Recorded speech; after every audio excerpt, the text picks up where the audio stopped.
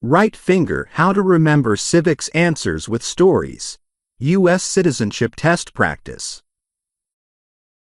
Mark, last time we talked about your motivation, your kids, your desire to vote, and your need to belong. Tonight, I want us to move from why you want citizenship to how you'll remember the knowledge. Because the test is not only about history or government, it's about carrying those answers confidently in a high-pressure room. Yeah, that's the scary part. I can know the answers at home, but as soon as I imagine sitting across from that officer, my brain goes blank. That's normal. Think of it like stage fright. Even the best actors forget lines when the spotlight first hits them. The trick isn't to memorize harder. It's to make the answers so personal and memorable that they can't disappear. So how do I do that?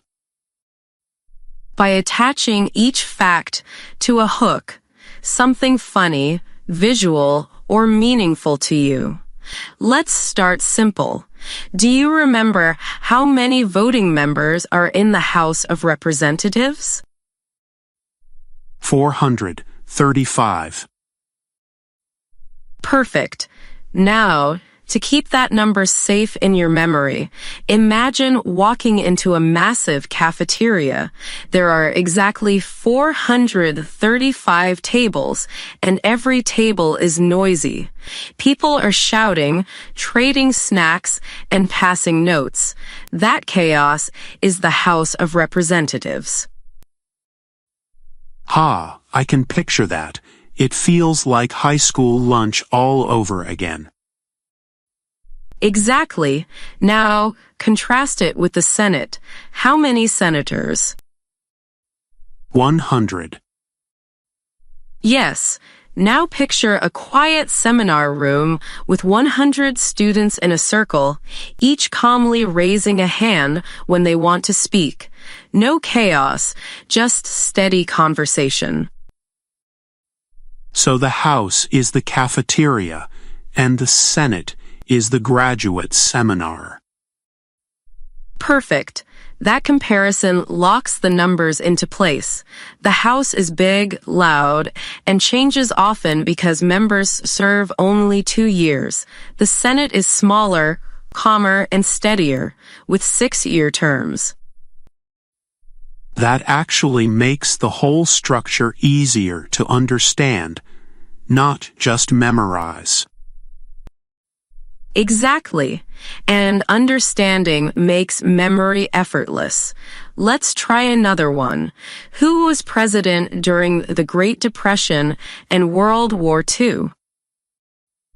Franklin Roosevelt. Correct. To anchor it, picture Roosevelt as the captain of a ship steering through 2 massive storms. One storm is the economic collapse of the 1930s. The other is the World War of the 1940s. Same captain, same ship, holding the wheel through both. That image makes the answer stick. I'll always remember it now. That's the power of imagery. Let's keep going. What did the Emancipation Proclamation do? It freed the slaves. Right, but don't just say it. Imagine Lincoln, tall hat, standing on a battlefield with a giant key. He unlocks chains in Confederate states. Once you picture that, you never forget. That's way better than a flashcard. Now let's role play. I'll be the officer. Ready? As ready as I'll ever be. What do we call the first 10 amendments to the Constitution? The Bill of Rights. Good. Now give it your own twist. How could you describe it to make it yours? Maybe the Bill of Rights is like America's starter pack. The first 10 items in the welcome kit of freedom. I love that. It's catchy and meaningful. You'll never blank on it now. This is actually kind of fun. It's like I'm telling stories instead of studying. Exactly. And that's the secret. Citizenship isn't a spelling bee, it's a conversation with history. Now, let's shift from facts to responsibilities. Do you remember one responsibility that is only for U.S. citizens? Voting in federal elections. Yes, and another one? Jury duty. Correct. Now, jury duty doesn't sound glamorous, right? Honestly, no, everyone I know groans about it. Fair. But think of what it represents. Imagine being accused of something serious. Who do you want deciding your fate? A dictator, a king, or a group of ordinary people like you?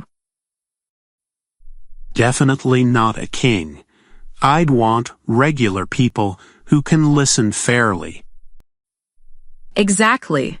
Jury duty means that instead of a ruler handing down decisions, your peers, citizens, decide. It's the ultimate we the people in action.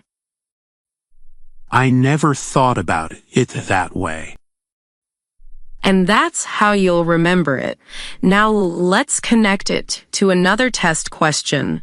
What do we show loyalty to when we say the Pledge of Allegiance? The United States. Yes, and loyalty isn't passive. It's not waving a flag once a year. It's active. You show loyalty by voting, by serving on juries, by paying taxes, by protecting the rights of others. Okay, but paying taxes still doesn't feel very inspiring. Ha! I hear that.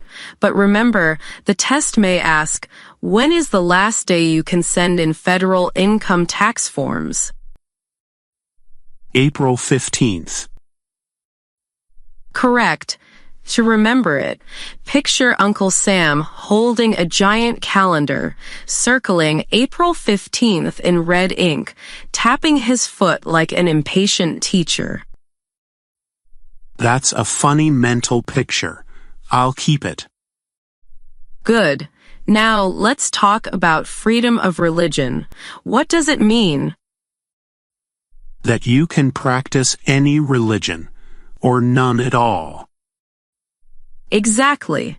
And that connects to your personal story, doesn't it? It does. Back home, religion was tied to politics. If you didn't follow the official faith, you stood out. So when you answer that question, you're not just reciting words, you're testifying to something you've lived. That actually makes me proud to say it. And it should, because it's one of the deepest promises of citizenship.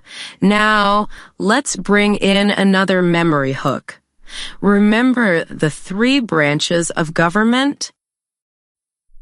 Legislative, executive, and judicial. Yes. Picture them as sitcom roommates. The legislative roommate writes the rules, no dirty dishes in the sink. The executive roommate enforces the rule, wash that plate now. And the judicial roommate interprets, well, technically, that's not a dirty dish. It's soaking. Ha! That's exactly like my old apartment. And that's checks and balances. Nobody gets full control. If one roommate tried to rule the apartment, chaos would follow. That's a hilarious way to remember it. And now you'll never forget the answer. What stops one branch of government from becoming too powerful? Checks and balances. Yeah, that's going to stick forever. Perfect, because that's the point, turning stress into memory and memory into confidence. Honestly, I feel like I'm finally seeing the test as more than just trivia. Exactly.